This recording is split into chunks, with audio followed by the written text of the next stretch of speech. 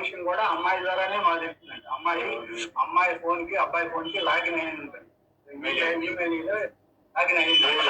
అబ్బాయి ఇండియా వచ్చిన సంగతి, ఇండియా వచ్చి అమౌంట్ డ్రా చేసిన సంగతి అమ్మాయి ఫోన్ కి మెసేజ్ కానీ నాకు అందుబాటులో రావడం కానీ ఇదే రకమైన సమాచారం అబ్బాయి అదే నేను దాని నుంచి ఇబ్బంది పడుతుంది. దీని తర్వాత ఈ వచ్చి అమ్మాయి ఫోన్ 2-3 సార్లు ఫోన్ లిఫ్ట్ చేయలేదు. అల్లుడు కూడా చేశాను. అక్కడ పరిస్థితి మా తెలిసి పరిస్థితి అంతా నీకు వర్కౌట్ అవ్వదు. నువ్వు అబ్బాయి లేకుండా నీ వాళ్ళు అసలు కాదు. వచ్చేసి ఫస్ట్ మాట్లాడుకున్నావు అంటే అమ్మాయి దగ్గర నుంచి ఎలాంటి రెస్పాన్స్ లేదు. నన్ను ఇట్లా వదిలేసి వెళ్ళాడు ఈ పరిస్థితి చెప్పింది.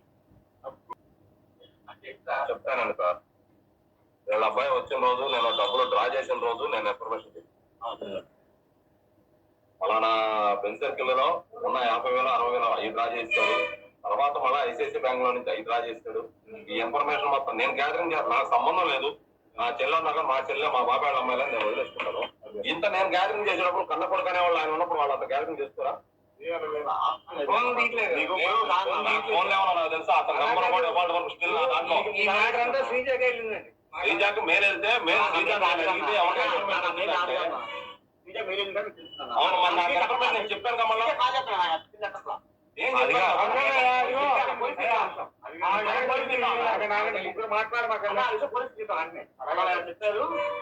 మరి నన్ను డేటా అడిగితే మరి మళ్ళీ కనుక్కొని నేను డేటా పంపించడం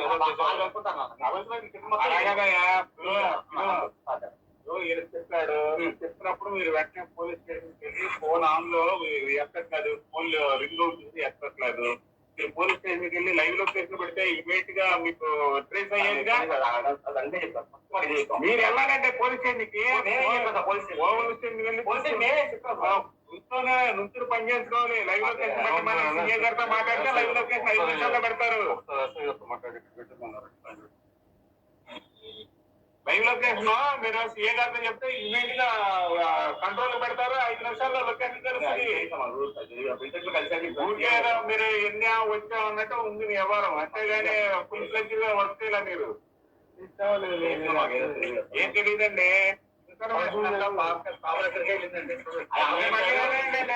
చెప్పింది నేను అర్థం చేసుకోకుండా మాట్లాడతారు.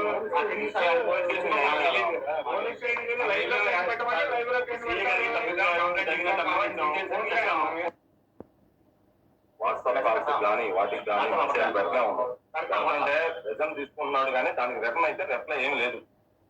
నాకు 5వ తారీఖు ఆ అమ్మాయి నాకు డ్రా చేశారని చెప్పేసి అన్నది అమౌంట్ డ్రా చేస్తాడు డ్రా అయ్యి అని నాకు వాట్సాప్ లో నాకు పంపించింది మెసేజ్. ఇంకా అట్లాంటప్పుడు మాకు తెలియదు అని అంటే మేము అట్లా చెప్పగలుగుతాం, ఏం చేయగలుగుతాం చెప్పండి. మీరు పెట్టింది 12వ తారీఖు పెట్టారు, 11వ తారీఖు పెట్టారు. 5వ తారీఖు మాకు ఇన్ఫర్మేషన్ వచ్చింది. నేను హనుమంతరావు గారికి నేను కాల్ చేసి చెప్పినప్పుడు మరి దానికి రెస్పాన్స్ అవ్వాలిగా. మరి మీ దగ్గరికి ఏమొస్తుందంటే నాకు చెప్పండి అంటే నేను చూసుకుంటాను, లోపల ఎక్కడక్కడ లోపల వెరిఫికేషన్ చేసుకుంటానంటే నేను చెప్పాలిగా. నాకు అసలు మన ఫోన్ కానీ ఏం కానీ మనకి టచ్లు లేవు కదా. నేను అనేది మీకు కాదండి, నాకు చేసినప్పుడు నేను చెప్తున్నాను కదా. మీకు చెప్పినప్పుడు ఇన్ఫర్మేషన్ నాకు చెప్పాను కదా. మరి ఇంకేమన్నా వస్తాయా ఫర్దర్ గా? నా ఫోన్ అయితే లిఫ్ట్ చేయలేదు, మీ ఫోన్ లిఫ్ట్ చేస్తాం కదా. కనుక్కున్నామంటే మరి ఏంటైనా గ్యారెంటీ చేసుకోవాలి. మీకు చేయలేదండి. నాకు చేసి నేను అడిగినప్పుడు ఏమైనా ఇంకా ఇన్ఫర్మేషన్ ఏమైనా వచ్చిందా ఏంటి, ఏమైనా ఫర్దర్ గా ఏమైనా చేస్తామని తెలుసుకోవాలిగా.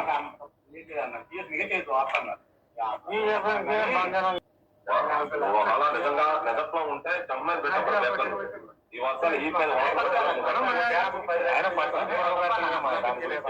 టైంగా కొట్టేసి ఈ టైం చేస్తే చెప్పగలుగుతాం చెప్పండి. ఆడపిల్లని కూడా ఇప్పుడు నైపు నాకు వస్త్రా ఉన్నారు.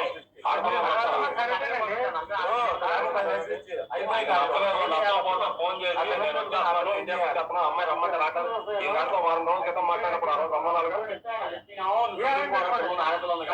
సత్తుపడంగా నాకన్నా ఇన్ఫర్మేషన్ చెప్పాలి. ఏంటంటే వీళ్ళిద్దరు గీయాలవుతున్నా అంటే మళ్ళీ ఒకసారి మీరు మాట్లాడాలా నాకన్నా చెప్పాలిగా. చెప్పాల్సిందే రాలేదు.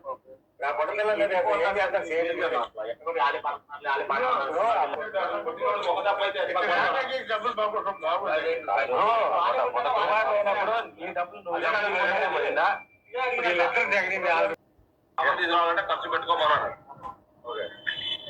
ఒకసారి డబ్బులు అడిగింది మాకు చెప్పింది. అడిగాడు మా అమ్మాళ్ళ దగ్గర ఏమి లేవు డబ్బులు. ఎక్కువగా మద్దతు ఉంది కదా. ఆ డబ్బులు అడిగిన వాళ్ళని అమ్మాయి లేవని చెప్పిందంట. అమ్మ నా దగ్గర ఏం డబ్బులు లేవు అవన్నీ చాలా